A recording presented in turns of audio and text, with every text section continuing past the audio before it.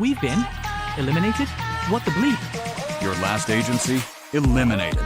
They blew your SEO and PPC budget like it was play money. This isn't a game. This is war. And we don't miss. Welcome to the Power Agency. What's up? What's up? I got Ray Bob in his head. What's up, big dog? I'm driving with the AI intro. I told you I've been working, man. This is my dude. This is my bro. I love this man. He is one of the hardest hitters in the online marketing space game. We've been rocking together since 2019, and it really hasn't stopped. So it's only appropriate. And we were just talking about this behind the scenes that we really start getting out here personally and professionally and publicly to tell you guys exactly what's been happening in the online space as well as the offline space. Because since 2020, all of this stuff has really hit home together. So this is Ray, brother. Tell me a little bit more about you and what you got going on and where we at with everything. Well, thanks for the intro, Fred. And Fred's right there. You know, everybody, I think I can't say everybody, but a majority of people that we deal with or speak with or work with are in the online space. But everything, Fred and I have done has been a kind of hybrid of that. A lot of online, a lot of offline. My whole start was offline. I didn't even really get online until 2017. And then, as Fred mentioned, we've been rocking together since 2019, and we're going on almost 6 years now of working together, of knowing each other. And more importantly, Fred is a very close and one of my best friends. So a little more about me. Again, been in the online space full-time since 2019, but started learning in about 2017. And currently the co-owner of a couple different online digital brands, Audience Lab being a data company, Sales Lab. Fred has worked with me quite a bit in that company, building sales teams, training and placing reps, and more so, as I always like to highlight, through an ethical, solution-based, in the best interest of the prospect type of manner. And then I'm also the co-owner and co-founder of PDocs, which is an online communication system, which stands for pains, desires, obstacles, common beliefs, and steroids, otherwise known as attention grabbers in the marketplace. And everything to do with marketing and sales, that's where I plug in. Yeah. So to sum it up, we've been in all of them. There you go.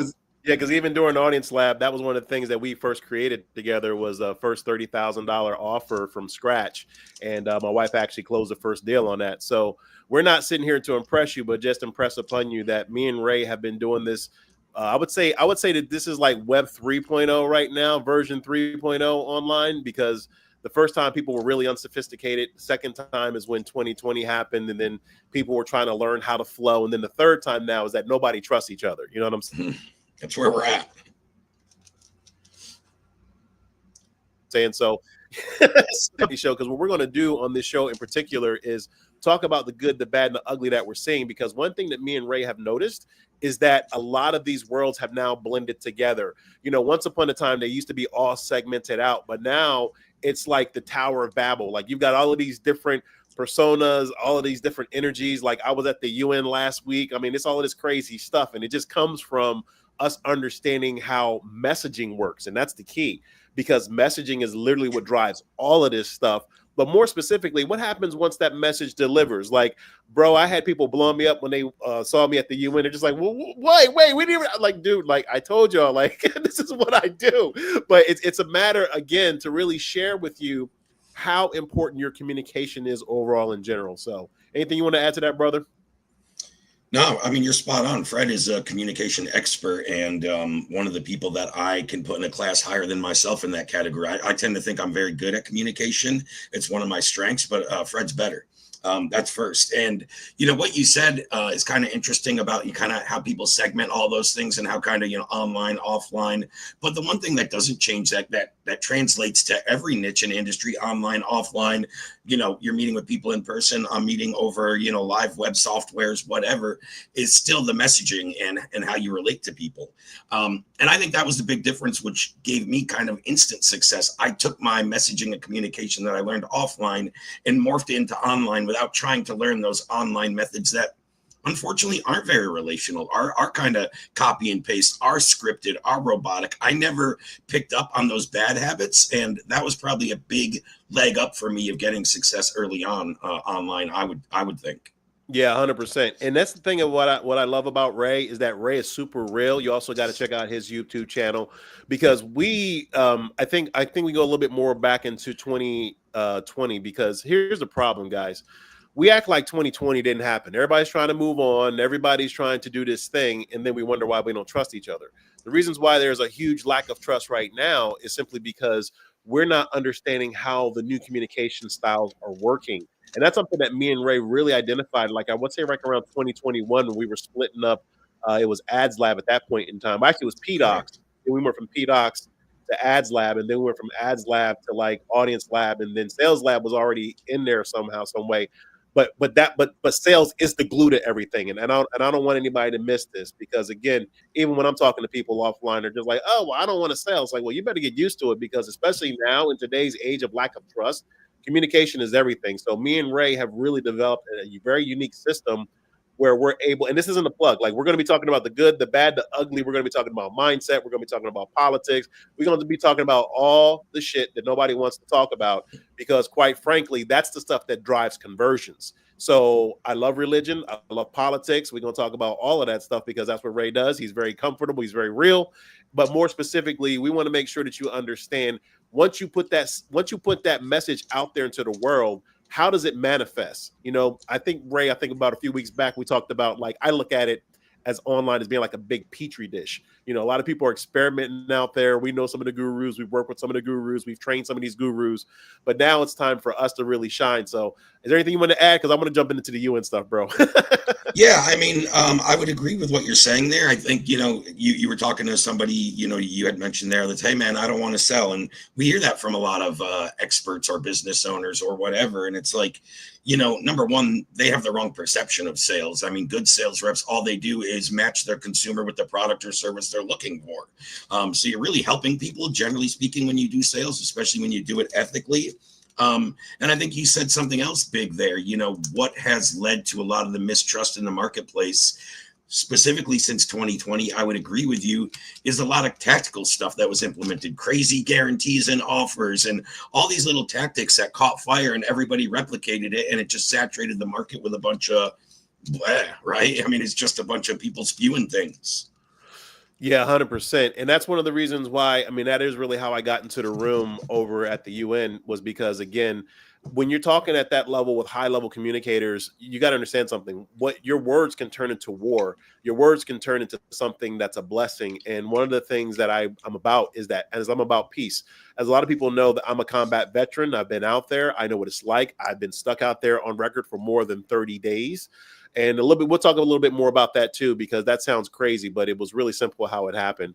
But more specifically, it's just like what people don't understand is that I've always been like a top level communicator, and to be trained professionally in the military to do it is a whole different level, yet alone to be in a combat zone in real combat situations. And we did have people who didn't come back. So shout out to the vets, because even when I was at the UN, I met veterans from all over the world. So it's not like it's just one of these things. And the craziest thing about it, bro, I was like, security is tight. I can imagine. You gotta check for it. I was like, damn, like I couldn't believe it. All just to talk about peace, man. So when you really understand it from that viewpoint, the whole world shifted for me. So I want to go a little bit more into it because I actually have the audio clip. It's about a little bit over 3 minutes. I had a little bit more time. I could have spoke, but we'll talk about more about all of that other stuff. So if I can get that up, bro, let me check. Because he made very poignant words. I want to introduce our next speaker, Fred Smith, who also has done the same with his life. He's the founder and CEO of Speed Scaling and the Power Agency, but he's a decorated U.S. military veteran. He was in Iraq for 43 days in the desert alone. Fred Smith, please.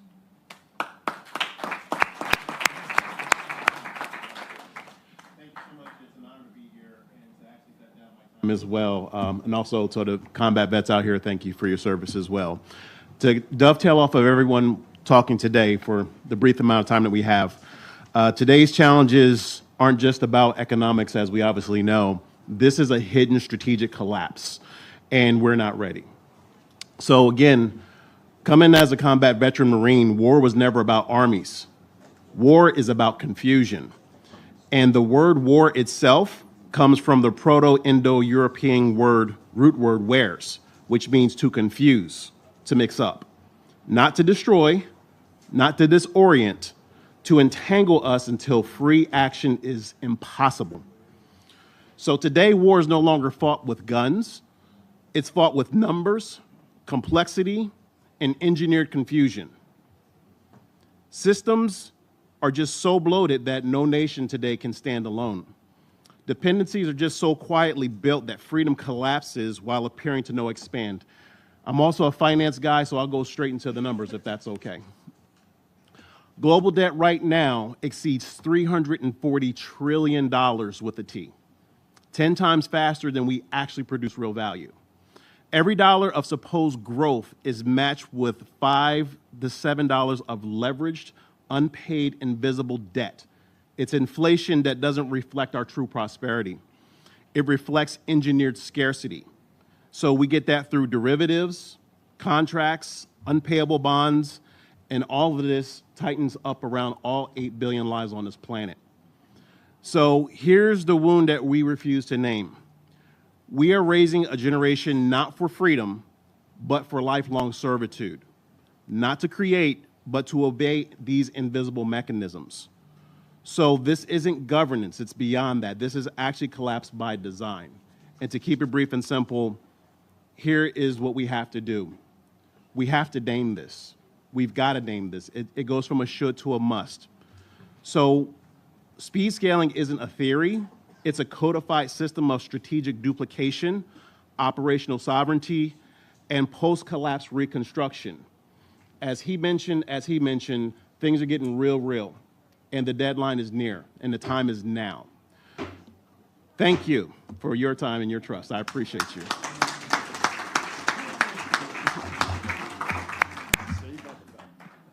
I want to say just one thing very quickly in 15 seconds. I think we really need to stand up and really acknowledge these two men who gave their lives and not just do rhetoric. Please.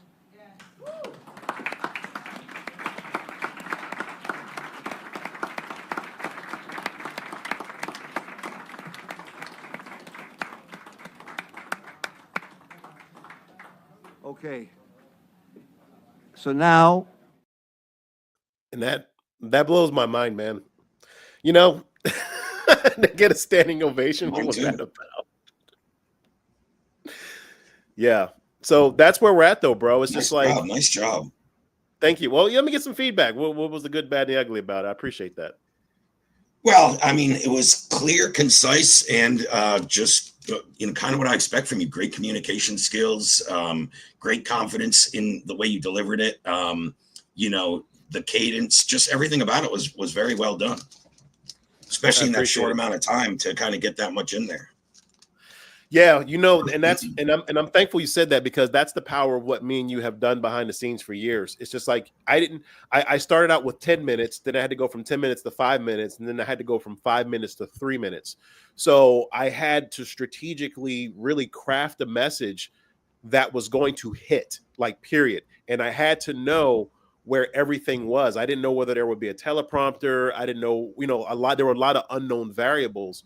And when you're really working on delivering a message, especially at that level, it's got to be really tight, because even when I was out in the Persian Gulf doing that, the problem that we have is that it's what's known as the fog of war, where people don't know how to communicate that tight. So things get lost in translation, and you've got to move. Like, there's no other option. It's either life or death. Like, you are in the pocket. You're making news in real time. It's like, you got to go. So that's how I treated that whole thing, and I'm glad that I did.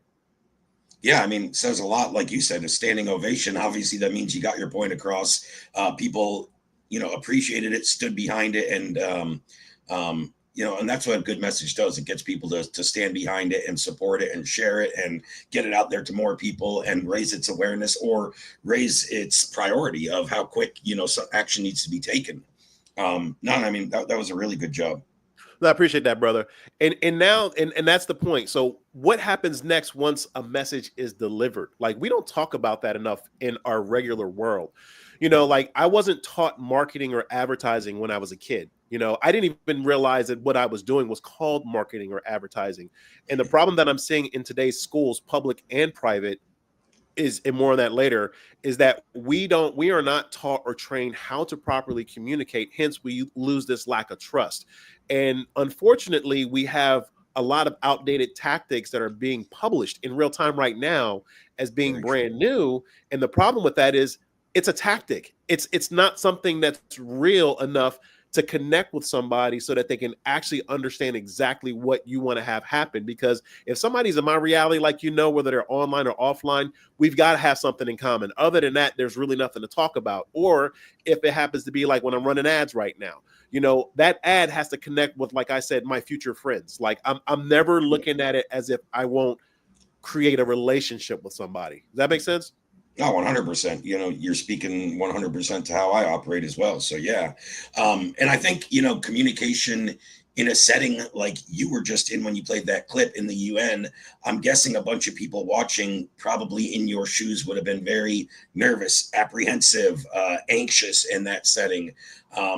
But when you're prepared, when you're confident, and when you know your stuff, you can be composed. You can go there and do your job and do it in a manner where you get the room to follow you and go with you, for lack of a better phrase.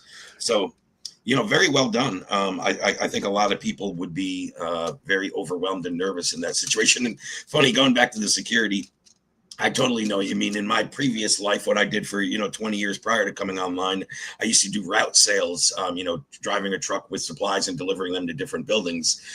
Downtown Boston, the United Nations there was one of my accounts. So I had to go through security on a weekly basis. Even if they know you, it doesn't matter. You still got to go through all that BS, even if you're there every week. So I totally get where you're coming from in some of those buildings. And it can be a bit daunting, Yeah, 100%. And that's my question to you, brother. Like, because we've been rocking for a while. What do you see as far as the potential impact of a message? And before you answer that question, here's the part that I really want to emphasize and iterate. And that's the reasons why this show was established. I wasn't talking for my health. There's a $437 trillion problem out here, or we can look at it as a $437 trillion market. And I tend to look at it as a marketer, as a marketing opportunity, because those are where the problems really are. And if we can fix those problems, that's how you get paid ethically. You follow me? So it's just like, that's one of the reasons why. Because even after I got done, bro, the craziest thing about it was I could not leave the room. Like, I stayed there almost an additional hour and a half just answering questions and getting all of these setups and the high level contacts. And it's just so much stuff that even from that one thing, I'm still following up on, because what I said was really real. And when you go to identify the problems in your market, what happens is people start understanding, like, wow, this is a real blind spot. And then with that identification, it's just like the AIDA formula, right? Attention, interest, desire, and action, right? If I didn't have my attention on the reasons why my kids cannot honestly have a full generation of just like them building wealth, because it's literally a $437 trillion problem. That's globally. That means there's one full generation out here that's going to spend a whole lifetime just trying to pay back debt. That's crazy. But yet we're sitting here talking about freedom. And then when I posted on my timeline that freedom isn't free, I got some pushback, ironically. I'm just like, well, I was in the Marines. I was in a combat situation. I've been out here in the public, and now I'm at the UN. And guess what? It's the exact same problem all over the flipping place, depending upon where your awareness is. And that's all I wanted to add before you said something. No, I mean, I think kind of everybody with a bit of common sense knows that there's a cost to freedom, 100%. Common sense, key. Yeah. That's why I prefaced it. But going back to your question, you said, what is the potential? Can you ask it? What is the potential of delivering a message? How did you ask it? Well, so I'll say it again a different way. So basically, I look at it as a $437 trillion opportunity, not necessarily a $437 trillion problem. So I wanted to get your viewpoint on, from a marketing viewpoint, is that accurate or is that off? No, I mean, I think it can be both. I mean, a lot of the messaging we create is to make people problem aware, and that's at the lowest level of sophistication. So the people in that room were probably already problem aware. You didn't need to start there. You could start talking about solutions and, and offers and everything else, actions you can take. But a lot of times with our messaging, it's to make a certain percentage of the audience aware there even is a problem. So I think you can look at it both ways. It really depends. You were going with a audience that already knows about the problem. So in that case, yeah, I'd be looking more at the opportunity. Well, believe it or not, when I actually studied it, they aren't aware of the problem. That's why I went in that direction. Yeah. You would think they are, though. Just I didn't study it, but I would think the people in that room should be aware of that problem. No clue. Now what was interesting was in their particular countries, they were aware of something that was impacting the public. They're looking at the effect. They're not really looking at the cause of this. So when I had mentioned contracts and derivatives, I mean, these are advanced financial tools. And again, a tool is something that can be used, just for its purpose, right? But when we don't have attention on mechanisms that can cause problems, then this is the sum of the whole that we have collectively as a problem on this planet. So, that's where we were at. And that's why as soon as I got off and I started talking, and then when we were done, I spent another hour and a half just answering questions because people were just like, how did you even think of that? So that's why I said in there as a finance guy, because I understand finance from working in the automotive industry for so long. I worked on compliance and certain legislation things. It's just, It was crazy, all the levels of stuff that I did. So I have a different perspective versus somebody who's worried about payroll as a small business owner, or somebody trying to put their two-step together to try to, sell somebody online. It's just different levels of sophistication. And even at that level, there's still an issue with trade and commerce, hence the reasons why you're seeing all of these tariff wars going on right now. Like, this is a real thing, but we're seeing the effect of it. I just went from the cause viewpoint and looked at it specifically like, okay, when I studied the group, I looked at it and was like, none of these people, I'm not seeing one thing or one indicator that they know, because if they did know, which is fine, they would at least give me one action step. And that's even when I'm talking, as you know, when I'm training salespeople or working on leadership development, I'm like, give me one simple solution, but we have to clearly identify what the problem is. Oh, totally. And to your larger question, though, without even specifying it down to your message at that particular UN conference, I think that was a great question. What's the potential that can happen from delivering a message? I think people need to think about that as well. Now, number one, when you're creating any message in your mind, the person crafting said message should have an objective. What do you want the outcome to be? What do you want the result to be? And it can be a lot of things, right? It really depends on how good we crafted this message, which audience we delivered it to. People can either become aware because of your message. They can fully support and agree with it. They can totally tune it out and say that's BS, right? When people really find a message fascinating, they're going to do what happened to you in that hour and a half after, people coming around, shaking your hand, asking questions. How'd you think of that? What can we do to solve this, right? And I think all messaging that I craft in any capacity, it kind of always comes from one of three areas. Am I going to talk about the problem? Am I going to talk about the solution? Or am I going to talk about results and outcomes? It's really all about that. And as we've both mentioned and alluded to, and for anyone watching, you need to know the sophistication level of the audience you're delivering it to know if you need to talk about the problem, the solution, or the results or the outcome. But really, that's what all good messaging that I've crafted, and that all falls under what Fred said. We were never taught or didn't really know we were doing this, but it all falls under the marketing spectrum. Yeah, 100%. So my challenge to everybody on this planet, it's 8 billion people here, is to simply understand how communication works and also understand how to market said communication. Because until we can really get that crafted the right way, it doesn't matter if you're going straight as a business owner. It doesn't matter if you're even talking to your kids. We have a message to deliver. And if it's not crafted clearly and conspicuously, then you won't get the effect that you're trying to create. Like if you look at yourself as like a movie director, and what do movie directors do? They get the best script available. They may not know how to write the script, but they can get the idea. Then they get guys like me and Ray to craft it, in a certain way where it's going to resonate with an audience. But my point is, it doesn't have to be that complicated. Just understanding exactly what you want and more specifically how you're going to deliver it via communication. That's the reasons why the words are so important. That's the reasons why I am one of the top copywriters, just like Ray is. It's because those words are important. And it's just like dialing in a phone number. If you get one word off, it's just going to throw the whole message off. So even right now, I'm running ads for a few clients. And the craziest thing about it is it doesn't matter whether it's at the UN level or running ads or even just a simple handshake on an organic marketing level. The words matter. How you put them in order matter. How you're trying to deliver it matters. And Ray sees all the other stuff, as far as the tone, the delivery, the speech, the timbre, right? But it's still going to be those words. That's just, to me, window dressing. Yep. No, I would agree. I'd agree 100% with that. Yeah. So as far as like what you're seeing in the marketplace right now, we can do a complete 360 off of that if there's anything you want to add. But I really wanted people to understand, because like I said, I got my phone still has blown up. My emails has blown up. It's just crazy. And the thing about it is I still have to answer everybody. So I'm doing my best to do it on this platform. And me and Ray are going to be doing this week. Me and Ray are going to be doing this weekly on Fridays. We got a 2-hour slot. So just tune in. Let us know where you're coming from. Any questions, go to askfredsmith.com, and that way we'll be able to answer them. I don't know where it goes at right now, but that's still the website. But what we're working to do is to get our message out to the public so that you're able to really craft offers and messages that convert, or at least get the result that you want. It's not at this point in time, it's really I wouldn't say it's magic, even though it is. The reality of it is you just have it's really skills, and skills can be learned. Yeah, 100%. Rather than, as we were talking about earlier, tactics have a certain place where they were working, a certain implementation, but outside of that, they're relatively useless, especially if you don't know the overarching frameworks and how to ad-lib and put things together yourself. I mean, a lot of the tactics being taught out there are copy and paste messages, or how to put, irresistible guarantees into your offer.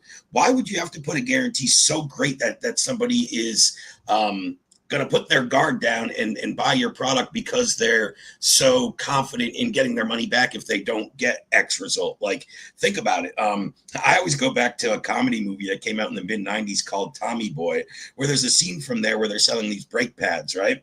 The name of the factory is Callahan Auto Parts, right? And have you seen the movie? I think you're cracking up. Yeah. Whether you have or haven't, it's pretty funny. It's a good movie. Cool. I thought so.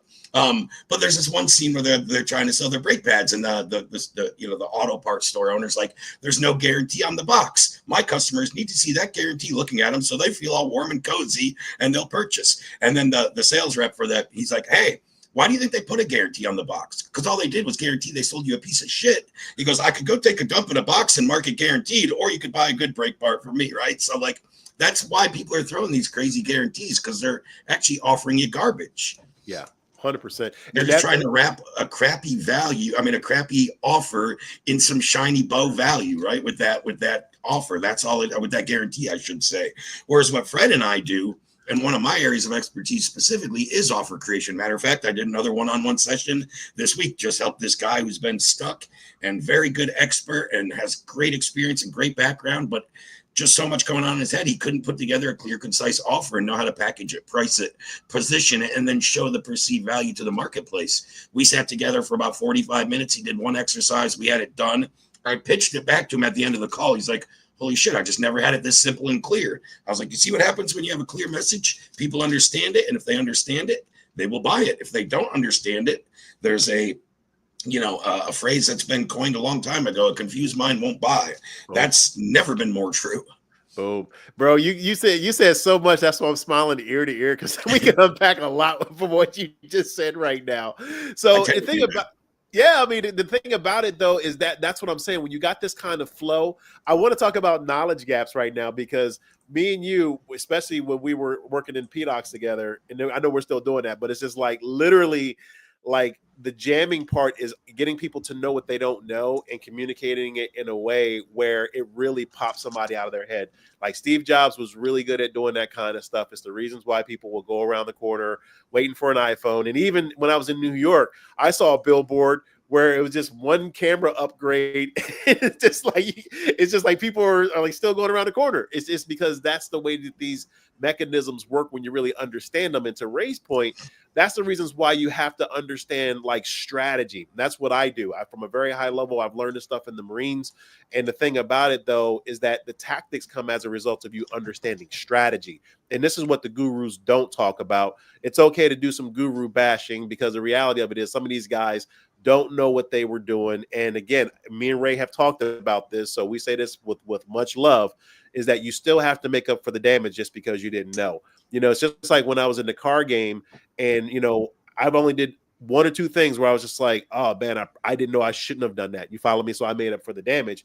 It's the exact same thing on the online world. And that's one of the reasons why now in the online space now more than ever, compliance is such a big issue, is because all of those people from the alphabet are in there right now. You know, IRS, FTC, FCC, you know what I'm saying? Like, we can keep going and everybody's acting like that's brand new. And I'm just like, it's not brand new. Like, all you had to do was just understand that your words carry weight in the first place. And that's the reasons why I say that it was probably more of a knowing problem than a doing problem. So some people don't agree with me when I say, hey, regulation is important. I say to an extent, not to ruin the creativity, but to literally provide a solid foundation. It's no different than when you're trying to establish a business. You have to have certain rules and laws in place because it does create an agreement with what your expectations are in relation to what the audience expects. And if you don't have that in writing, then it can cause problems because people are so persuasive. And I'll say this and I'll shut up. Like, literally, when I first got into the car game, when you bought a car, it used to be like an 8.5 by 11 piece of paper. Now it's about as wide as this screen and 6 feet long. And you've got licensing all over the place just because there are trust issues, right? Yeah. Yeah, no, I mean, that's one reason. I'll say it a little different way than Fred, maybe a little more direct. We'll also do some guru bashing on here because they deserve it. I'll just leave it at that. I told you, Ray Super 100. Well, you know, the thing about it is my whole goal is to get everybody on the same page on this planet. And here's why. Because when you understand that we're all connected by the air we breathe, then what happens is you have a stronger why on this planet. Like, my strong why when I was first in the Marine Corps was not marketing and advertising. I don't like marketing and advertising, for the record. I just happen to be really good at it because my whole goal is that I really want to communicate with people. So when I was going through all of those high-level military schools, the first lesson that I learned was that the microphone's always on. And then the second lesson that I learned, and this is back in 1996, and the second lesson that I learned was that we have to speak as though we're speaking to 5 billion people, because that's how many people it was at that point in time back in 96. Obviously, it's grown since then up to 8 billion people. But the reality of it is I've always thought globally, but I also understand that we have to think locally. I think the problem with the online marketing space is that we don't think that there is an online or an offline, because most people are in their own bubbles, as you know. Like, there's a whole bunch of different groups out there. They all have their different opinions and viewpoints. And what that creates, though, is an echo chamber of really human consciousness and how people move on this planet. So you think it's okay to just communicate a certain way. And again, it's not to make anybody wrong. It's literally how we've been trained. But I know I've been trained better, and I know I've been trained on a higher level. So it's like, that's wrong. It's no differently than with my dogs, right? Me and you have had this conversation before.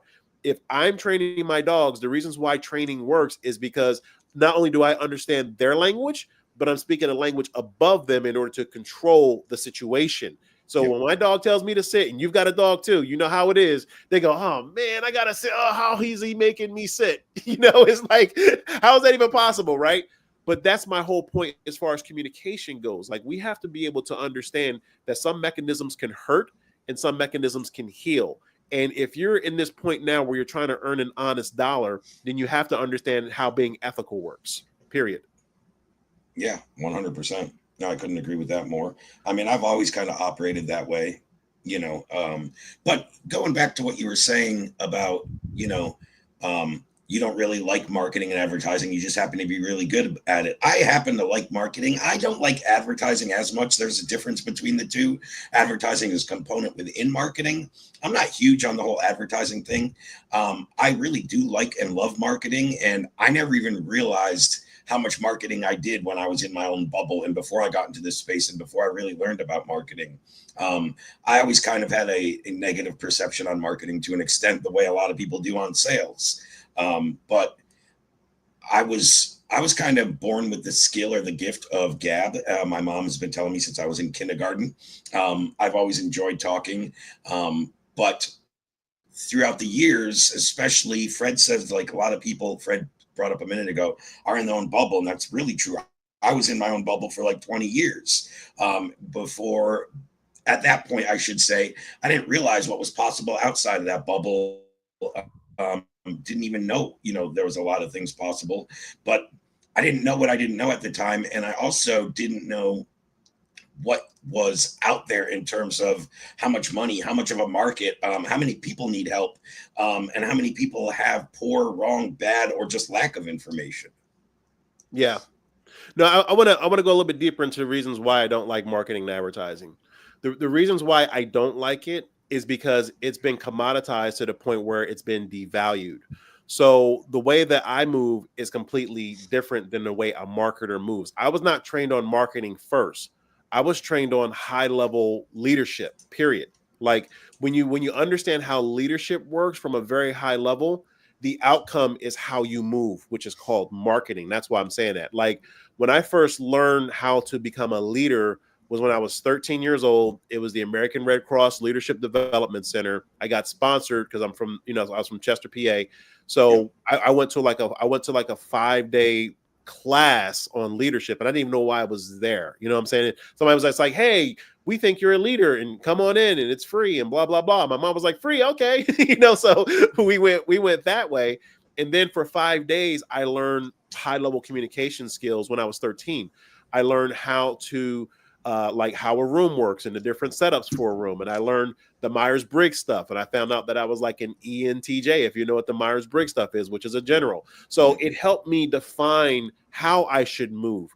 Now, today's marketers, in most cases, because I train on leadership, and they wonder why their business is stuck, it's because they've been so manipulative and so far into the weeds of it, learning all of these tactics, that they don't understand a tactic known as a tactic blown. And every single time that you put a tactic out there, other people are naturally going to want to do the exact same thing because it's working.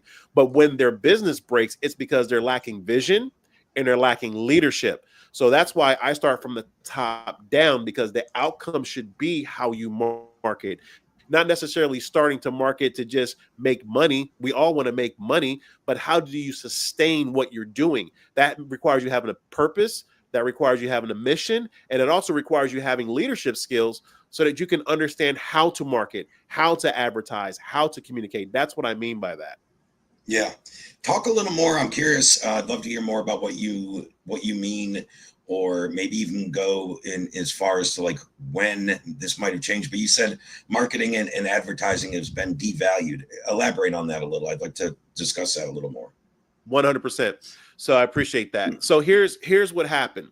So the internet got started around April 30th, 1993.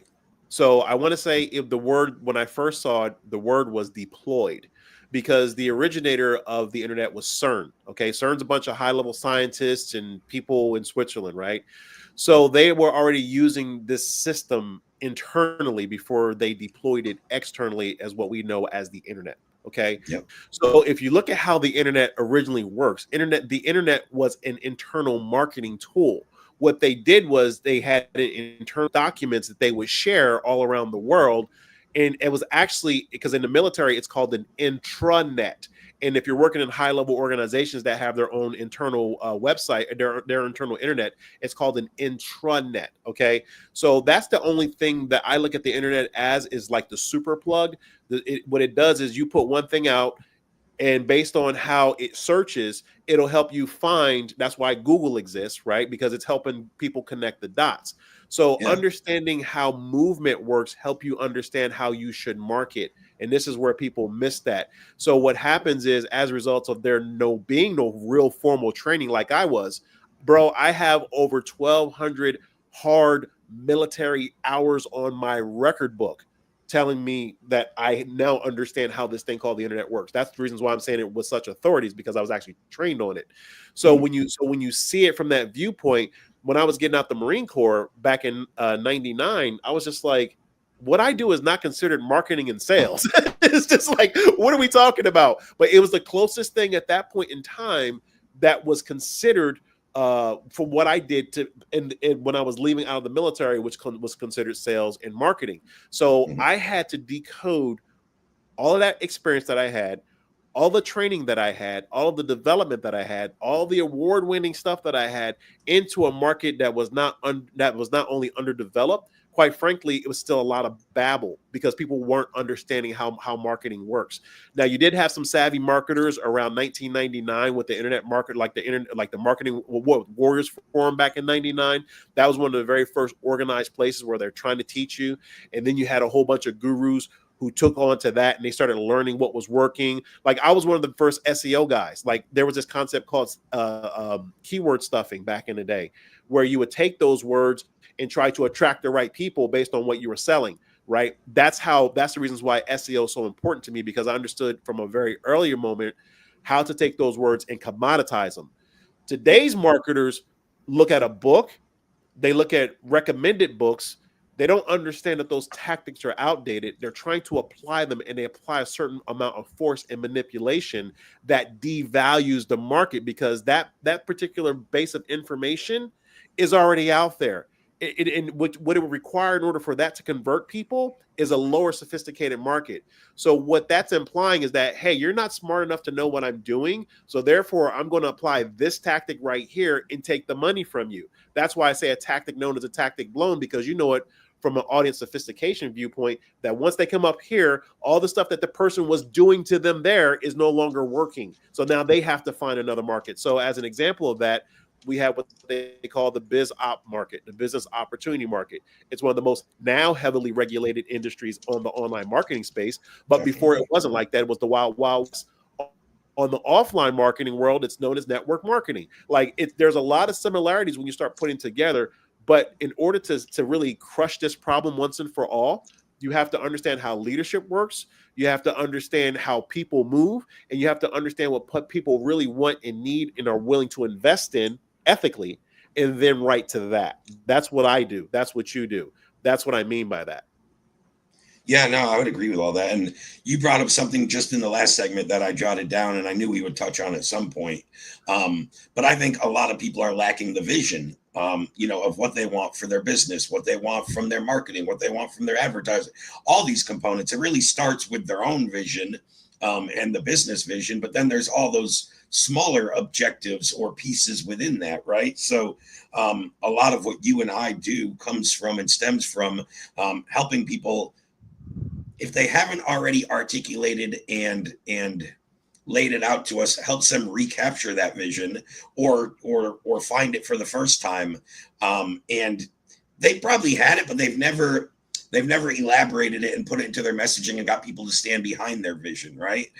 Which ties right in with another component that makes what you and I do and the people we work with successful with their marketing and advertising is they also have leadership characteristics, or we show them what they need to do to lead properly, and they understand the why behind all this. Like, there's a vision. Why is it that your vision? There's a revenue goal. Why is that the revenue goal? There should always be an objective why behind that, right? That is kind of ironclad as a goal to the larger vision, the revenue goal, and every aspect I just brought out. So I think that's why what you and I do, and where we differentiate or separate from some of those other gurus that are teaching baseline, marketing tactics out of books. Like, again, that stuff is still valuable, but if you don't have the right vision, the right leadership, the right why behind it, and you don't have the vision, again, to craft your message with a specific objective, none of those tactics are going to come together. 100%. And that was one of the reasons why we launched From Vision to Victory. That part right there.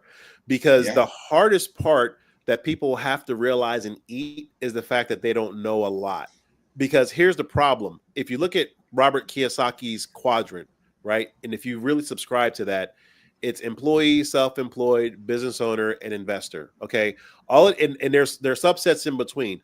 But when we look at the whole thing collectively, it does add to this $437 trillion problem. We're still talking about a market audience sophistication problem. If I'm an employee trying to become a business owner and I don't understand the language, I don't understand the movement, I still have the mindset problems, which is why we have Tayu on squad, right? Yeah. The problem is that we don't understand what it takes to go. Like, if we're playing baseball and I hit that ball, okay, I have to learn how to hit the ball first. I have to understand what a baseball field is. I have to understand the rules of baseball. I have to understand what the outcome is and why we're playing the game. Then when I get up to bat, finally, and I go to hit that ball, how do I go from first base to second base? And what I just explained in the last 30 seconds is what people don't train on, which is the reasons why we have such a problem globally with this. Because if you look at the big belly ache from all the marketing and advertising out there, there's literally just in itself almost $1 trillion annually of wasted ad spend, period. So that's whether that's via video, whether it's via online and offline marketing for the advertising, it all adds up to almost $1 trillion annually. That's a problem in itself. That's because people aren't communicating. It's confusion. That's why I said the word war means confusion. We are at war. It's just like when you look at the definition of campaigns as an advertising guy, right? The word campaign literally comes from the military world. It's everything that's going on right now is very militant, which is the reasons why when I stopped traveling for so long and my wife got sick, I was just like, man, I cannot believe I'm actually leaning back on my military skills just to earn $1. It's crazy. But see, the world's been indoctrinated into this since April 30th of 1993, which is why we have to understand how history works. And if you look at the problem back then, we didn't have a $430 trillion problem back in 1993. We didn't. So if we have all of this technology, and we've got this tech stacks, and we've got all of this marketing, we've got all of this advertising, why do we have this huge blind spot that has literally ensnared a full generation of servitude? I have questions, because that's exactly what's going on right now. Now, we can say, sure, we printed more money, we did this and we did that. I totally get all of that stuff. But the reality of it is we were and still are in form of the information age, which means that we should have this information so that we can make intelligent decisions, because that is going to affect our marketing. That is going to affect our advertising. If I'm a business owner, especially a small business owner who can't make payroll, but yet I'm trying to trust somebody to help me out with my marketing and advertising because I don't understand it, that's a problem, bro. Just saying. Yeah. No, it doesn't make a lot of sense to do it that way. And like you said, I have questions. So do a lot of people when it comes to that stuff. You know what I mean? Well, that's why we're here. Yeah. And it's because the amount of information being put out, the amount of repeated, just copy and paste information being put out. It's the amount of unvetted information being put out. You know what I mean?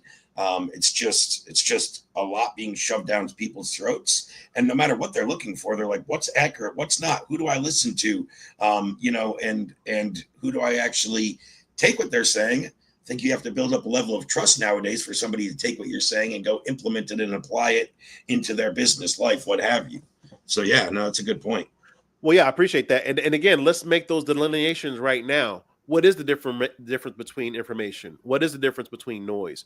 What is the difference between propaganda? Because see, why is it weird? It seems so strange to me that I'm able to just walk into the UN and be like, hey, we got a $437 trillion problem. Like, does anybody notice this? Like, and again, it's no dig, but understand we are all in our own separate universes. We all have our own things going on. So of course there's going to be this huge blind spot because something else is capturing our attention. It's just like when I'm training dealers, bro, or anybody in our space. It's just like, if you want money, you got to focus in on it. If you don't want money, then don't focus in on it. Like, it's just that simple. You got to make a certain amount of phone calls. You got to make a certain amount of offers. You got to make a certain amount of enrollments. It's just math at a certain point in time. But if we aren't all on the same page, then how can we get exactly what we want? Because not everybody's money driven. You know, some people are mission driven. Some people are purpose driven. Some people don't want to have anything to do with that. And they just want to pour coffee. And that's what I'm saying. We have to honor where people are. And this is the reasons why sometimes I say I don't like marketing, is because we've been trained. Oh, well, if you want to pour people's coffee, you're pond scum. It's like, no, some people just want to do that. You know, there's this one girl in Hawaii, when I used to travel there all the time. She knew exactly what I wanted every single time I sat down. I didn't have to give her my itinerary. When I went to the hotel, she saw me, she smiled, gave her a hug. She was like, the usual? I'm like, yeah, the usual. Now, how does she know that? And she has thousands of people who go to that exact same hotel every single year. It's because she's a master of what she does. Yeah. She doesn't want to do anything else. She's happy. You follow me? And that's the ultimate goal of what I want to do. I just want people to be happy. you know, however you define happy, but you have to market to happy. That's the part where I do align with marketing in the respect that the whole reasons why we're looking online for something is because we're looking to be happy. We're looking for a mission or a purpose, or we're trying to fill a want or a need. So that has been hijacked by very savvy, unscrupulous and manipulative marketing, bro. That's all I'm saying on that. Oh, you're right about that. You're right about that. Yeah, I don't disagree with that. That doesn't give me the same maybe poor taste in my mouth about marketing as you. I totally get what you're saying, but you and I still don't have to do it that way where we make people feel like crap for pouring coffee. Like, I understand some people are happy with that, and we need people that pour coffee. We need people that sweep streets. We need people that do all that stuff. So I don't look down on people that don't look at other opportunities or are happy where they're at. But you're right. A lot of the people position it and portray it that way. If you're just an hourly employee, you're a wasteless piece of crap and you're never going to get anywhere in life. It's like, if somebody's happy with that, you shouldn't knock it one bit. Bro, look at the marketing and advertising. You will see it all over the place. And that's my point. And it's not necessarily a poor taste in my mouth in as much as wanting people to have their legacy how they want to have it. You follow me? Like I'm a firm believer in people crafting their narrative that they really want. And here's the problem with what I'm saying, bro. This goes back to what I said at the UN, dude. This is so incredible. If I've been indoctrinated into a system where I don't even know that I've been indoctrinated, then how am I really controlling my life? I'm Generation X, bro. So Generation X, I can pick up and I don't need my phone on me all the time. I can get away from this thing. I can enjoy life, with my kids. If things aren't here from Amazon by 10 p.m., they're losing their minds. You follow me? That is not normal, bro. It's just I agree. Wait till the next freaking day, right? But yeah, and again, let's go into the physics of this. Like, let's go into physical reality on this, because that's how people get addictions, is because literally their synapses are getting blown out of their head, which is the reasons why people are gaining weight. They need to be able to lose, like they're losing sleep, they're stressed because they're comparing themselves to things that may or may not be even sustainable. It's no different than if you're trying to go to like watch a workout video. You got the pros in there. And the reasons why they're doing it is because they're the pros. They're setting a high standard, but they've done that once, right? Yeah, no, your body's going to break down if you keep looking at that same video. That same video is going to keep that energy there forever. You know what I'm saying? And here you are thinking that you got to continually do it that way forever. That's why they give you this big legal disclaimer up front to say, hey, we're not responsible for you not understanding that we did this once and we monetized it, but yet you're trying to do it like this every single day. That's all I see when I'm looking at those disclaimers, bro. I'm just like, what are we talking about right now? Like, people don't understand these small things. And like another example would be with like when McDonald's literally had to put on their warning, this water is hot. It's just like crazy because somebody burned themselves and now they're trying to sue for millions of dollars. It's just like that movie. What's the movie with the guys who came out with the Crocs? You're talking about Ray Kroc from McDonald's, the founder? No, the actual. Oh no, the shoes, the Crocs. Okay. I thought you were talking about Ray Kroc from McDonald's. I was like, I just watched that recently, so that was on my mind. I know when you're talking about Idiocracy. Idiocracy. That's definitely it. That's so funny you brought that one up. Yeah. When I first saw Idiocracy, bro, I did not find it funny. I'm like, this is a documentary because we've been indoctrinated to think like that. And the reasons why I can see through it is because I've been hermetically sealed for 20 plus years working with nothing but 7 to 10 figure business earners where we don't care about any of that stuff. It's like, what's on the P&L, what's on the balance sheet, and what do we need to do next with our campaigns to make sure that that we're growing. Like, that's all that I did for 20 years, bro. So when I left that lane to come into a lane where there's nothing but confusion, I'm like, wow. Wow. Like, even one time I went to the auto show a few years back, my wife thought I was angry. She's like, you look mad. I'm like, no, like, this is the work that I've done, but I never was on the front end of it to see exactly how people are like engaging with the work. You follow me? There's a difference because it's what's known as an end user economy. So even for these marketers and advertisers, they do the exact same thing, bro. They create these campaigns. They don't know how the campaign's really going to work out in the market, if it's going to go viral. And then when it does, it could go viral in a negative way, like with Ye and this thing that he just did, right? It's just like, that's crazy, bro. Like, like, what are we thinking right now? Like, but this is the indoctrination process that everybody is going through, whether they like it or not. But what I want to present to the world is that we do have choice. We can use discernment. If you're awake, then understand that you have a choice. But we have to be able to understand exactly what the choices are, no differently than going into like the Mercedes store and you're going to the AMG selection side, right? So what happens is when you buy an AMG, they sit you down, hey, here are the different leathers. What kind of leather do you want? Here are the 6 different like wheels, you know, here are the trim, like all that stuff, right? They sit you down for that. That's what I want. That's what I want us to do. I want us to sit down with people who are awake in the world and go, hey, okay, great. You know, you've been in a car accident. It's just like, all right, you know, you got to get your stuff fixed. Like exactly what are you trying to do? How are you trying to move? That's why we created From Vision to Victory. That part right there, bro, because we cracked the code when it came down to going from A to Z, end to end, to really understanding how to cut through all of this noise right now so that you can really have a message that resonates. Yeah, and I think part of that, you know, goes back to what we were talking about earlier and what we do at PDocs, a big part with knowledge gaps. And another huge component that I think is very under taught and talked about is understanding your prospect sophistication level and how aware they are of things. Goes back to, if you saw me looking down the last couple of minutes, I was trying to find a specific post going back to that. This guy that runs a relatively large Facebook group, he's got about 28,000 members. And then on his personal timeline, where I'm looking now at this post that made me think of this, he has about 10,000 followers. So guy's got a decent following in a good sized group online. He had posted a screenshot last week here in this post. And again, you guys don't need to read it. I'll go through it real quick, but you could probably see the screenshot there where he's making fun of horrible outreach nowadays. That is all just copy and paste. So the initial message coming from the DM appointment setter or the VA or whoever's sending it is, thank you for connecting, space. How's it going? Question mark. Can I ask a question? So like, number one, you just asked me a question when you said, how's it going? Then can I ask a question? Well, that's another question in itself.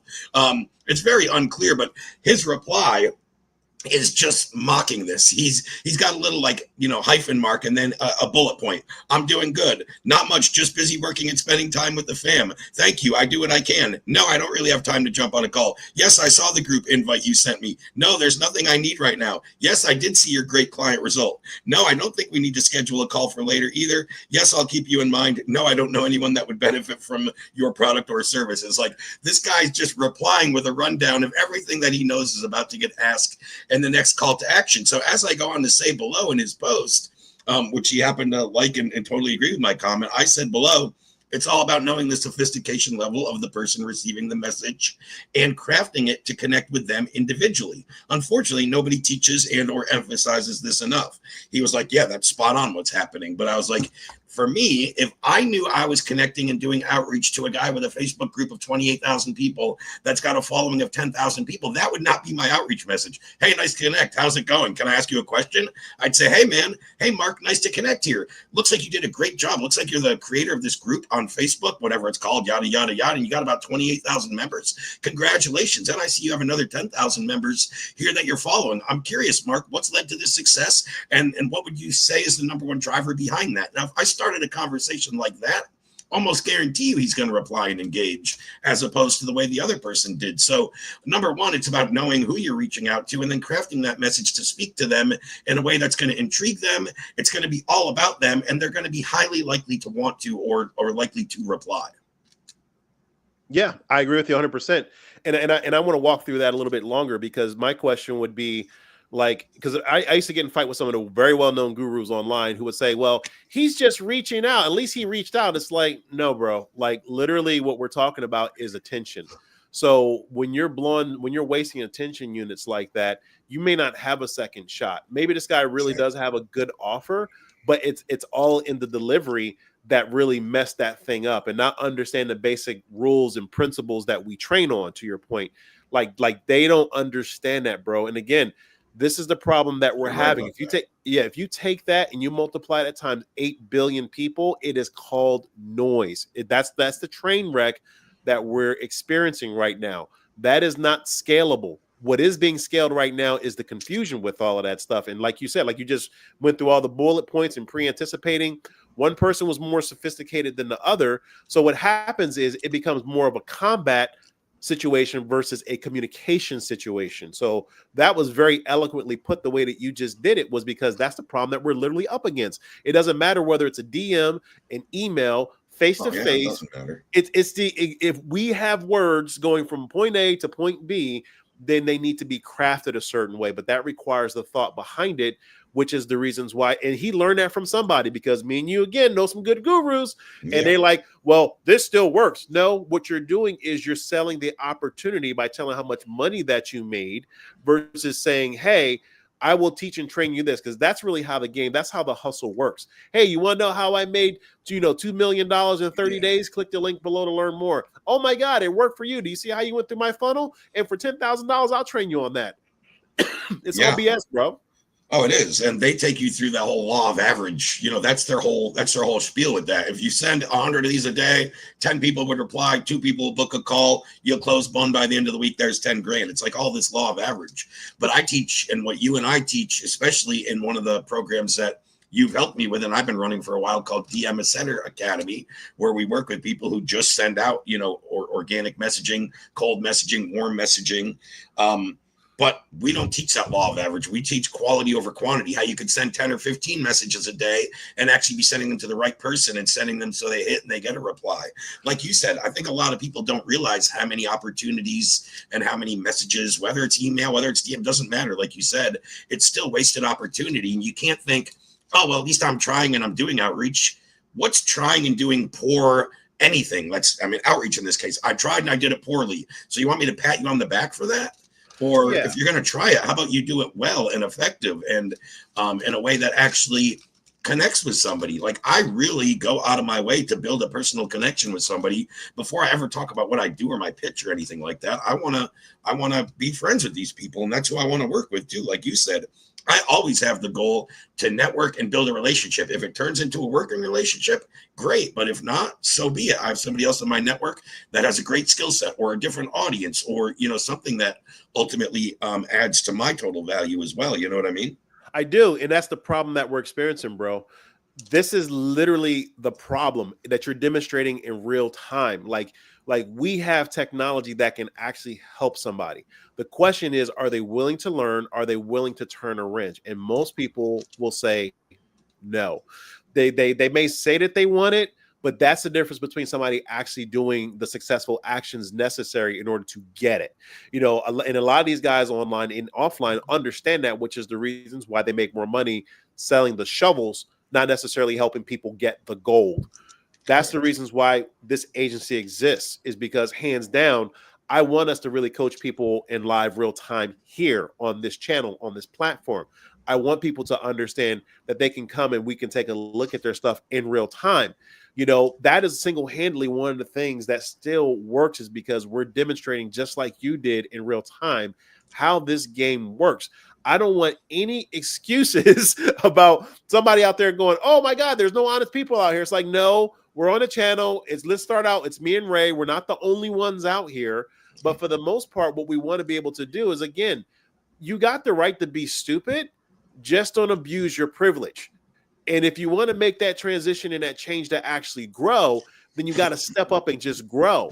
And this is the problem, bro. And that's one of the reasons why even on page 80 of that creator's book, I went through the whole thing.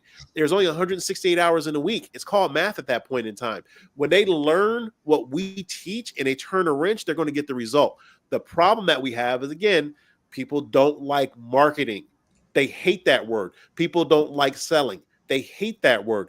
I love it because that's how I earn my living, but I also understand that that's an outcome. It's not the intention. Just like you said, you want to make friends first. You really want to see if this person is really, why should they even be breathing in the same air as you? And there's nothing wrong with that, because that's called lead segmentation. Not everybody's going to be a good fit for your communication. Everybody comes in and out of season. Some people just aren't ready. You've got some people who will just say yes to anything because they don't care. There are some people who just say no to anything because they just don't care. Just like, but when you understand that you can't be everything to everybody, that's when you start getting that traction. But even when you understand that, you still have to understand, like you mentioned about literally an hour ago, that you have to step back and actually understand the structures of things, like how this works. You got to be able to really understand that here's what you're up against. Here's the playing field. And this is exactly how you turn that wrench to get that result. That's all, bro. Yeah. And one thing you and I do that probably goes a step further than some of the less ethical service providers and gurus online is we'll go an extra step to tell people what's required of them and disqualify them if they're not ready to put their foot down and get to work. Well, hey, if you're not willing to send this many messages, to sit there and write this copy, to sit there and do the offer, like everything that's required, and we'll lay it out and build the proper expectations before we ever work with you or take a payment or take your money. And if it's apparent or you are very honest that you're not willing to put in the work, we won't work with you. We won't make you an offer where other people are like, oh, well, I'm sure if you don't give me all the effort that I'm required, you'll still get results. I'll still take your money. It's like, no, we won't operate that way. We only want to work with winners, and we just want to help them win faster, expedite the process, overcome the trial and error and the learning curve that Fred and I paid tens of thousands, hundreds of thousands to go through. And some of it we learned on our own. Some of it we paid to skip that step and not have to learn it the hard way. And every big lesson that I paid to learn was much better of an investment than figured out for myself. It would have took me way more time and money that way than paying, even on deals I wasn't happy about. One $15,000 program I bought. So what? I still learned a few things that it probably would have cost me more in the opportunity cost and the time I put into figuring it out for myself, even if I didn't feel like it was a great purchase. So, I think we've talked about this on previous, conversations, you and I, Fred, but when you buy from a information product, from a guru, from a business coach, from whatever, there's always going to be pros and cons. Some of those you're not going to be happy with or are going to say, hey, it wasn't worth the price. Some you're going to be like, wow, they only charged me $297 for that course and I learned $20,000 worth of knowledge, right? You got to take the good with the bad. But one of my biggest takeaways and something I've passed down to all my students and clients is no matter how much you pay somebody or who you're paying or what content they're giving you, it's still your own business that you're embedding that into. So you need to vet that information. Just because a guru says, here, take this and do it, that doesn't mean I just copy and paste it and throw it in my business because somebody told me to. Now, if I run it through my brain, I cross-check it, it makes sense, and it sounds like me and the way I want to be portrayed, okay, maybe I would copy and paste it. But you know what? Almost every message that was ever handed to me in some templated copy and paste, go embed this into your business, I never did it because I was like, I wouldn't talk like this. This doesn't sound like me. I was ready to puke when I read it, but now you want me to replicate this in my business when I don't even believe it? Like, no, I see what you're trying to do. Let me deconstruct it and recreate it in my own verbiage, that's gonna actually represent me. And Fred said something earlier in the call. Take this. As anything in life, this has its pros and cons, but one of my core values that I embed into how I operate, but also all my businesses, is I'm very unfiltered. I'll talk about any subject. I'll tell you my feelings on it. It's cost me some relationships and some people in the past, but so be it. It's the way I'm wired, and I think it does more good for me than bad because it helps me attract like-minded individuals and I don't want to categorize, but not the weaker people that just aren't willing to put in the work or aren't willing to do what I am willing to do, no matter anything. Right now, you've seen me lately, Fred. I've been on kind of an exercise kick, trying to get, 10, 15, 20, 30 miles walked per week. When I put my mind to something, even on days I feel off, I posted a story last week where I'm like, I just wasn't feeling it today. But I was like, I said in this, I was like, I had my boy Tom Brady in my head saying, hey, if you want to be great at anything, you got to get out there and put in the work, even on the days you feel like shit. Remember, put in the work that 90% of people aren't willing to do so you can live and get the results of the 10% that really, want to achieve greatness. And that is how I operate and how I show up in my business, in my life, in personal things, whether it's relationships, exercise, just goals of mine. And we know there's a lot of people that aren't wired like that. You know what I mean? I do. And you had mentioned something earlier why I started laughing so hard, because I remember one time we had a couple offers where we had to triple and quadruple filter them because we had such a response. We had 2 disqualifiers, a setter disqualifier. It was just like crazy because the reality of it is I don't want my time wasted. And the thing about it is time is precious to me. That's my highest and best value, which is the reasons why, when me and Ray are talking to you, we've already done a lot of the hard work and heavy lifting to know exactly who we're for, who won't work with us, but we also train and develop you on that, because the problem that I'm seeing and that Ray is seeing is that when you get out here, whatever training and development you get, you've got to make it your own. But you got to get the right information in the first place, because if you don't, that's how you start running all of this negative growth. Because I've invested over $1 million personally just in this lane. That's not including all the other training that I've had.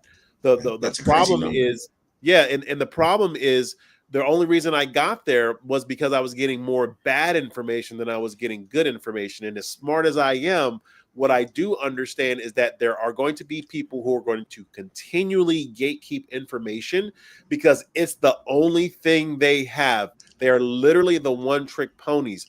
That's one of the reasons why me and you, like a few weeks back, we were like, you know what, bro? We actually run an agency. We're like, yeah, we run an agency because we have just we've gotten so good at all of this stuff. And you've watched me. I've trained over 4,000 agencies. You've trained thousands of agencies. We've trained tens of thousands of people together. We've done over more than 100 million in cash collected in all of our stuff. That's not even including the offline stuff that I've done. We're kind of a big deal. So I don't like to really beat my chest like that.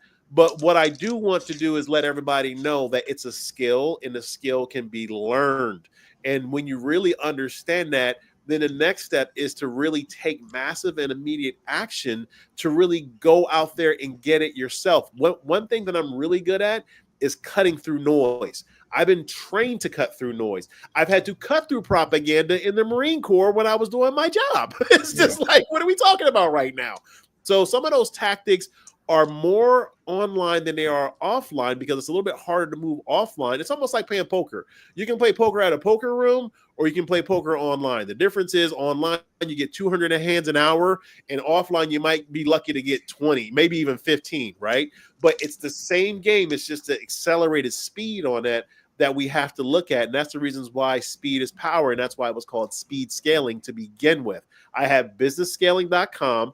I'm the one who founded the term business scaling back in 2014. I actually got the guy who will come on and talk about the story. And then from there, I saw people jumping on that intellectual property. I'm like, that's cool. That was supposed to be open source anyway. I went from business scaling to speed scaling, which is the greatest hits. Now I got people on LinkedIn trying to jump on that as well. I'm like, I don't care. All I want to do is let you guys know. Right. It's just like me and Ray are like literally 40 years ahead of the curve. A lot of people try to kick us off and knock us off with stuff. Dude, we haven't even talked about the AI stuff yet. That's the craziest thing about it. Man, you haven't even talked about that. Like, I've had the AI stuff for almost a year now, building it out on our own platform and haven't even had a chance to do that. And the first time, it's just mind-blowing where we're at. So at some point in time, we have to slow down, which is what me and Ray are doing to let the other humans on this planet know that we'll give you a chance to catch up for a little while. Right. It's just like we've had to, like, Ray has watched me set up what we call mission control in certain brands because we're just moving so far. Tell them about that, Ray. Brands. Like, literally, did we not have to set up mission control? It's crazy. Yeah, no. Tell them about mission control, bro. I mean, so that's the thing about it. It's doing what you said. It's taking a step back and slowing down because something's growing so fast and setting up the right structures, the right foundations, and making sure there's alignment, communication, and vision within the business owners down to the employees. And it's something the brands I've been fortunate enough to be a co-owner of a build. It's something that's happened in almost all of them. We get we get a good speedy growth, but then something breaks or fractures because we missed at least one, if not more, of those: communication, alignment, vision. Something within ownership and the whole culture, for lack of a better phrase, just didn't get blended together and trickled down. You know what I mean? I do. And that's one of the reasons why I look at what we're doing right here as being mission control. So what I want to be able to do is connect the people who really want to do something big in this life, the real savage leaders, the ones who are looking for the right information, come on the show. They can pop open their businesses in real time. They can give us a fake business. I don't care. What I'm looking for are people who want to get traction and they can watch us go to work, and in exchange for that, what I'm expecting them to do is to actually get a result in their local community and really help their local community. It is so important that we understand that there's so many mechanisms that are adding to this $437 trillion problem that we have. I want what we're doing to be what is known as a self-liquidating offer, which means everything goes to zero. My self-liquidating offer is real simple. I've been very transparent about it. I want people to understand how communication really works, and I want them to be able to turn a wrench a certain way with their words so that they can get the result. Like even all the AI stuff that you saw earlier, I'm like prompt engineering. Some people don't even know what prompt engineering is. To me, the better prompt engineers are the better copywriters because they understand how words work. When you understand how words really work, then the game is halfway done. The other part of the game is getting organized, see what you value.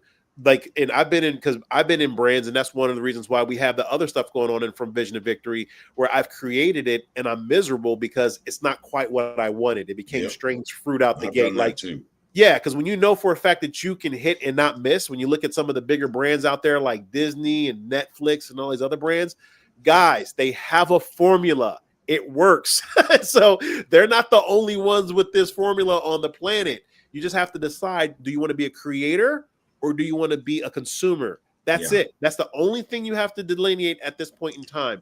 Then when you decide you want to be a creator, well, guess what? Me and Ray have a book called Creators just for that. If you want to learn how to get your vision into victory, guess what? We have From Vision to Victory. If you're already turning wrenches, like we're scaling MRR at 6 figures and up, guess what? We've got speed scaling. If you really want to understand this, yeah, audience. I need to talk about audience roadmap. Like, I'll talk about audience. That's what roadmap, I was thinking, bro. For the people already turning their wrenches and doing 6 figures. Audience roadmap's kind of a great thing for those type of people.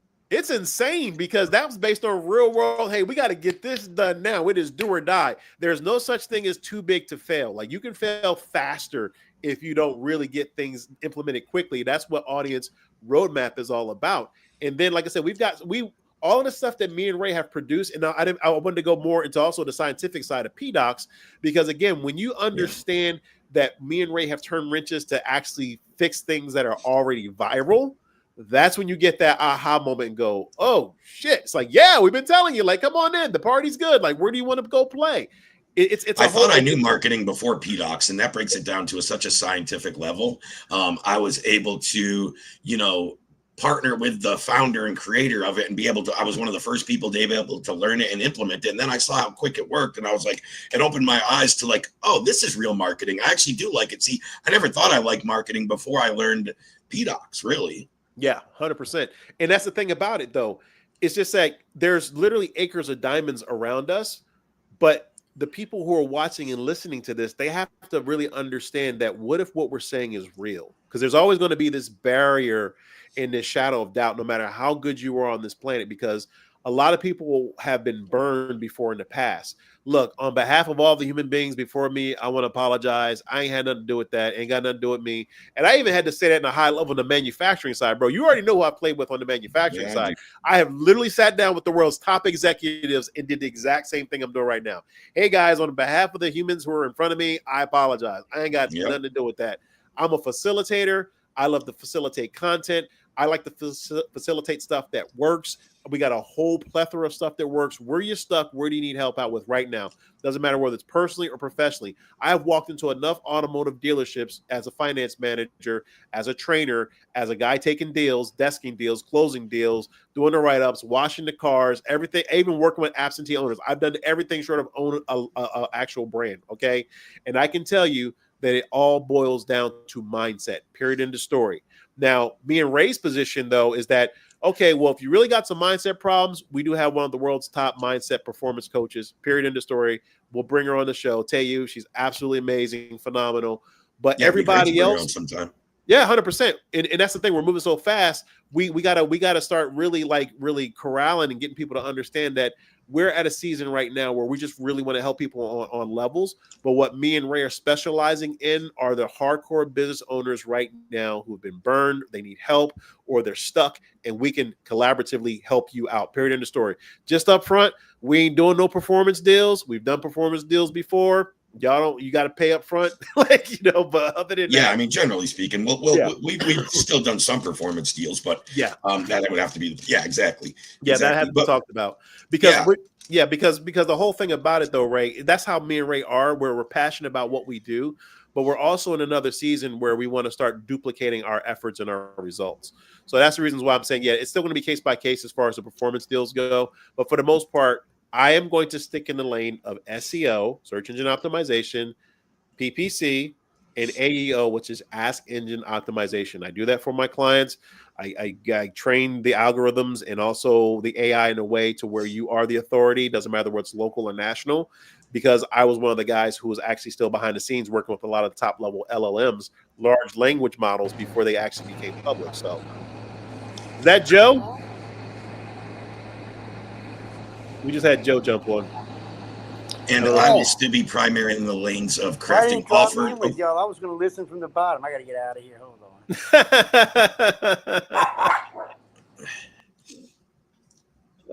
No worries, Joe. But thing though is that like literally what we're looking for is we're looking for people who really want the help. Doesn't matter whether you're a startup from scratch or you're very advanced. That's the reason why I like this particular platform, Ray, is that we can really facilitate a lot of content right here, no matter where people are stuck. We got 2 full hours to do it.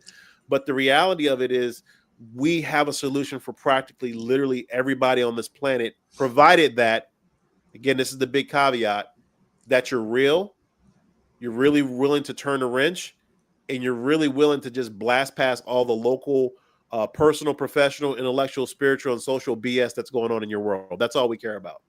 And you're good at what you do. Yeah. Oh, yeah. You deliver great results or product or whatever, whatever it is. But yeah, you got to be really good at what you do. I mean, to your point, Fred, I just had a call last week where I did the same thing. I was apologizing for the person before me, right? I was on the sales call talking with a guy that was looking for some business consulting and coaching.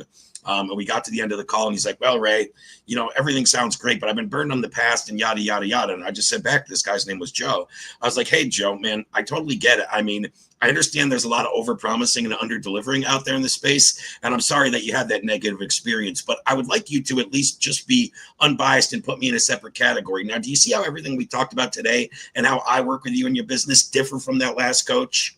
Oh, yeah, I totally see it, right? And then he started to compare apples to apples, and like immediately when somebody's going to make a purchase, in any industry, whether it's a car, whether it's a coach, whether it's whatever, they're going to go back in their mind to past negative experiences or maybe negative experiences they've even heard about from a close friend, colleague, somebody they trust, what have you. But when you can help them decompartmentalize and compare apples to apples and make a rational decision, sometimes that's what you have to do. Going back to something you said maybe 10 minutes ago, I never thought I would refer to us in this way. Maybe I wouldn't have, but when you said it was just, it was right. So I kind of smirked when I heard you say it, but you said, we're kind of a big deal. And when you said that, I was like, I don't think I would ever refer to myself or say that about myself, but it's not wrong. So I guess I would. I guess I would. I just, when you said, I'm like, would I ever say I'm kind of a big deal? I'm like, I don't know if I would, but it's actually not wrong, especially comparing us to the other people out here in terms of genuineness and people that really care if our clients get results. And I think Fred and I are both wired in the place where the people we work with, their overall happiness increases because their business gets better, because their life gets better. And that is really important to both me and Fred. Whereas I'm not going to say it's not important to everybody, but I know there's a lot of people out there that really don't give a shit if their clients are happy or not once they collected their onboarding, whatever the cost, you know what I mean? 100%. Once they expect their credit card. Yeah, bro. Let me tell you why I said it just like that, bro. And I really appreciate you catching that. Was because the humble people are getting crushed right now. That's the reason why there's a big problem, because we're so humble that we're not blowing our own horns, which is the reason why I say to some extent I hate marketing, because the people who are halfway better can just make the most noise in the marketplace and they win. That is the problem. I've dealt with a lot of experts who don't know how to start promoting, or they don't want to promote, or they think that they're going to continually get repeat and referral marketing. Look, while that's all well and fine, that's still a dead model. Because if you're looking at people who do it really, really well, what are they doing? They either have a lot of good affiliate marketing going on, they've got some relatively good ads going on. Yeah. They have some consistent mechanism that keeps them in the game 24 hours a day, whether they're working or not. That's what I mean by that, bro. So we have to get to the point where we understand that we are great. We understand that we are great and really embrace that greatness.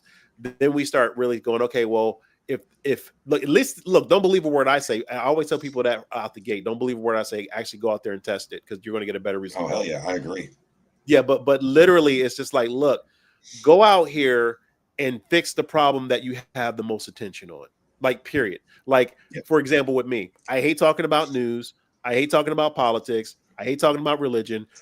Excuse me. But because I've been trained in all of that stuff, I'm really good at talking about it. But what I've had to learn how to do was to actually understand how other people communicate about it, because those are highly inflammatory subjects, right? Yeah, they are. but that's where all the money is, like, straight up. Yeah. Oh yeah. Look, I hate to say it like that, because I'm not about the money on that, but I am about the money. And here's why I say it just like that, is because if we don't monetize it, then somebody else will. And if you're too, and if you're less 100%, and if you're too humble to go out there and get that bag, then My challenge to you is to maybe see if you can get a brain transplant. That's about as nice as I can be about it. You're spot on with that. Go ahead. Yeah, you're spot on with that. I mean, that was my thought process when I launched my first offer ever online, when I stepped away from that company that you and I met at. And I was like, hey, I could do this. I could do this more and care more, be more hands-on and charge less. And like, that was my first big epiphany. Like, I could go do this as well. And I don't have to charge as much. And I can actually give more of a personal approach and give people what they want. And earlier you gave maybe 15 minutes or so, you gave an example of the speed of like poker in a casino as opposed to online, the hands per hour and the differences. And you're 100% right. That was a great example. I beg to differ. The other example or the other difference playing live as opposed to online is the math doesn't really change. The mathematical, chances that your hand's going to hold up or that your flush is going to beat their two pair or whatever. But what does change, and we're both poker players, so we can talk about this. You can't read people and get their personal interactions online. You can play the math all day, and you can get trends on players, but you can't read tells or like things I can pick up at the table where I just look over and I'm like, oh, I got this guy. It doesn't even matter what I'm holding at this time. I already got him beat just because I got him beat in my head. You know what I mean? So same thing with business. Fred and I look at it from that strategic level. How can you get every inch and pull every tell and get every mathematical advantage and just 1% better each and every day and apply that into your business or your life or your goals and see how quick you actually reach them. You know what I mean? I do, and some of my best automotive dealers were actually in those industries, so they understand mathematics at that level. You know, they understand like the accounting behind that level. They understand like a lot of the high level strategies that most people are trying to figure out, provided that they even have attention on them in the first place. But my point is, look, if you have a trade, if you have a skill, if you have an offer, then you need to be empowered. Now, while I may not like marketing the way that it's currently defined, what I do like is the fact that me and Ray have actually defined it in a whole different way and have the receipts to prove it, because we still have clients who are growing like wildfire right now, individually as well as collectively as a team, which is why we started this power agency with the intention of really showing you a lot more of the team that we do have, who are all around the world, who are just helping people for real and getting the results. Because it's when you understand that there is a process, then you learn how to lean on the process, not your own personal results. The results that you get personally are going to come from you actually taking like this 24 karat gold, right? And then you taking that 24 karat gold, is the purest information that we can give you, and applying it to your real world. That's how this game works. It doesn't matter whether you're trying to get cash flow or you're trying to get a girlfriend. It's going to be the exact same strategies and techniques, because it's off of principles. It's principle driven. That's the difference. We're not sitting here talking about tactics. Pro tip: the tactics are going to show up once you get the strategy down. Pro tip: the strategy is going to show up once you get the vision down. Pro tip: the vision is going to show up once you know exactly what you want. I can keep going. I know. That's the reason why me and Ray can give away 90% of it, because it works. The question is, are you willing to step up for the other 10? Yeah, and are you willing to make it work? 100%. I can't do that part for you. You can't take mules to the Kentucky Derby. Always remember that. Well, I mean, you can. You're not going to place very well, though. Yeah, you can bet on them not winning, right? Yeah. I mean, that was even a good analogy. It's funny. I can go back to a DM conversation I had with my business partner, Jesse, a while back, where I was interested in this girl, and I found her on Facebook, and I DM'd her. And I was talking with him a little about her. He's like, did you seal the deal? Did you get a date? I'm like, dude, I got her in the DMs. Of course I closed. Like, it didn't matter if I was closing an appointment booking into my business or if I was getting her number and closing a date. Like, yeah, once I get in the DMs, I'm gonna convert, man. And my confidence was there, you know what I mean? Where it's I never looked at it that way before I got into marketing. It's just ironic, but 100%. I only thought of that when you said that. It doesn't matter if you're trying to get a girlfriend or make a sale. Like, good point. I'm a live example of that. Get them in the DMs, I'll close, because you know what? I know how to convert conversations. It doesn't really matter what the objective or the goal is. 100%. So this is what I'm asking for, because we're almost at the top of the hour. What I want everybody to actually do, got to hop off at quarter of today only. Next week I got 2 hours, but I got to hop off in 5 today, Fred, just to give you a heads up. Me too, brother. We're tracking. So shout out to Joe. Shout out to UPR and Radio. Real talk. We're doing it. And the whole thing that we want to be able to do is grow not just the channel, but we want to grow the people around us, because we know for a fact that if we impact you directly, you're going to impact your community. This is all I got. Like, literally, you can go to LinkedIn, Facebook, check the receipts. That's fine. I don't care. What I care about is when you start believing that you can actually do what we're doing, because it's really not that hard. You just have to do what I call mastering the mundane, doing that one thing over and over and over and over and over and over and over with no expectation of anything, but you're going to get everything. Because when you understand that me and Ray are giving you the shortcut, we are literally giving you the shortcut. We're like, okay, me and Ray have done some crazy things in our life. We've scaled up multi-million-dollar companies together online, which is crazy because that's hard to do in itself. It is, and hard. It's just in like, we're literally giving you this template, and it also billion-dollar companies for me offline from scratch. Like, we have something here that the world doesn't. So we're going to offer that to you, and in exchange for that, go out there, change the world, buy our stuff. We'll continue to help you out and help out the other people around you. It's just that simple. Change the world one person at a time. And like Fred says, the more you succeed and the more you're happier, the more you're going to be influential in your community, which is making the world a better place one person at a time. It sounds very cliche, but that's where it needs to start for all the changes. And what does everybody talk about and everybody want? And I don't want to get all political, but we want our country and the world ultimately, but united, right? And there's so much stuff driving us apart: politics, religion, right? Everything Fred mentioned that are very hot button or buzz topics that are basically made to divide and to be divisive between, human beings and individuals. But at your community level and with your own grassroots, successes you have, that bleeds over into your family, your community, your town, your state, and ultimately, it just spreads like wildfire. Yeah. So I'll say it this way, and then we'll close. Bring the data and the drama, and we'll figure out how to monetize it. That's a good saying. The last thing I'm going to say about this, where I got feedback today, Fred, I was with 2 one-on-one calls with clients earlier, and I have one more after this, and then my weekend's done, and I'm going to go spend time with my kids and my family and stuff. But both of them, they were like, Ray, there's a lot of information, a lot of stuff, but what I love you do, each call we have, you break it down as, hey, in the next 7 to 10 days, focus on 1, 2, 3. And they always know what their next steps are and what to focus on. And they're asking these questions about stuff 30, 60, 90 days down the road. Forget about it now. Let's focus on what we need to tackle in the next 10 days and where you're at in your business. If I'm you, this is what I would do. Would you agree with me, Amy? Oh, hell yeah, Ray. That's definitely what I should be focused on. Cool. Let's tune out what you said 30, 60 days down the road. Let's focus on these 3 things for 10 days and see where we're at. She's going to come back in 10 days and she's going to be like, holy shit, I was able to accomplish all this. And then we'll build out the next 10 days, right? So guys, don't think just because I know, the bitter taste or you might have worked with somebody in the past and had a lot of confusion or a lot of information and content, but no real direction. That's one thing Fred and I are very good about: assessing where you're at, giving you direction, and just a game plan, 1, 2, 3 steps at a time. No more than that. 100%, brother. And I really do appreciate it. Thank you for your trust. And guys, drop a comment, let us know, bring some people on for next week. If you have any issues, we don't care what they are, bring them to us. We'll handle them. I'll see if I can get Tayo on next week for a little bit, bro.